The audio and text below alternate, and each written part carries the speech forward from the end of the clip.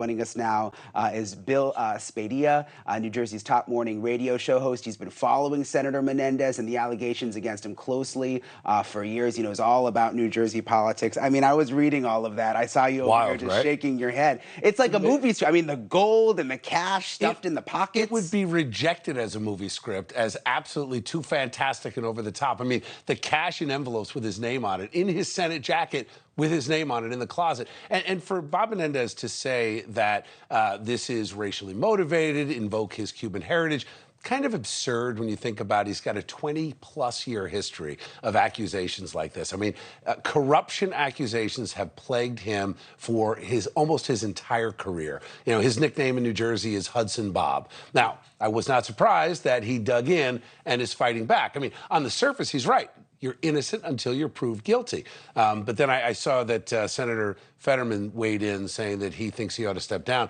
Fetterman's just happy that his gym shorts are no longer on the front page. Like, he's happy to deflect a little bit. Right. Santos, that's another story. You know, the bottom line is this. There's a lot more politics at play here than not. And I think that it's very telling that there are a lot of Democrats now calling for him to resign. I think because they have a great opportunity to avoid this conflict in the 2024 election, get Bob Menendez off the headlines, and have Democratic Governor Phil Murphy appoint a replacement who would likely then go on to win in heavy blue New Jersey. But I think a lot of people are seeing through this. It's interesting that there's this whole strategy apparently happening behind the scenes. And you bring, I mean, the fact that Santos is the only one supporting him right now. I read an hour ago, right before we got on air, that Josh Gottheimer contributed to his campaign. The report is he did that today, and he's going to hold a fundraiser for him in Washington.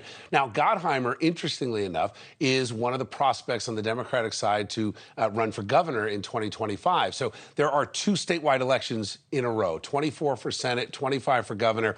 I think the Democrats are circling the wagons, and Menendez was very careful with his words today. He invoked race. He talked about his heritage.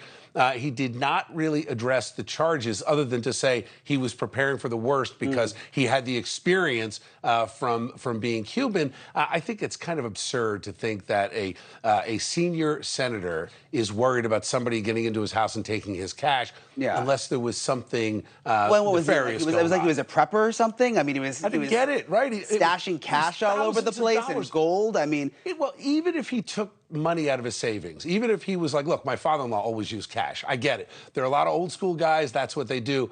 I don't think Bob Menendez falls into that category. But what do you make? It seems like the Republicans, when this kind of thing happens, of course, Trump comes to mind first. They all support him, or they say, we want to wait for more evidence. We want to see what's going on. The Democrats have turned on him. I mean, you gave a couple of examples of people standing up. But for the most part, I mean, they're they don't want anything to do with them now. Expedient. I think the difference is that if you look at the DOJ going after Trump, a lot of people, I think, rightfully think that there's been some weaponization of our judicial system, that a lot of politics are at play. You know, I heard Hillary Clinton just the other day talking about Putin and the 24 election, and they're still talking about the 2016 election being stolen, yet Trump talking about that in 2020, all of a sudden you've got 91 indictments. So I think there's a feeling that the justice system is not fair to Republicans.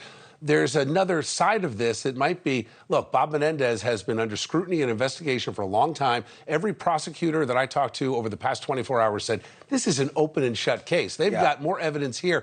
So I don't think the Democrats could afford not to say, look, he ought to step out of the way. But keep in mind, he didn't say he was going to run for re-election. He said today he was not going to resign. I think Hudson Bob is digging in, saying, I'm going to wait for the best deal. Offer me something. What is best for the Democratic Party? What is best for me? What is best for my future, my wife? There are deals that are going to be cut over the next few months. And I don't think a lot of people realize that he's faced charges like this before. Went to trial. There was a hung jury. I mean, it was close for him. So it's going to be interesting to see the way it pans out. Bill, thanks for coming on. Thanks. Appreciate it, Brian. Thank you. Okay. Thank you for watching. Go to newsnationnow.com to find NewsNation on your cable provider. And don't forget to click the red subscribe button below to get more of NewsNation's fact-driven, unbiased coverage.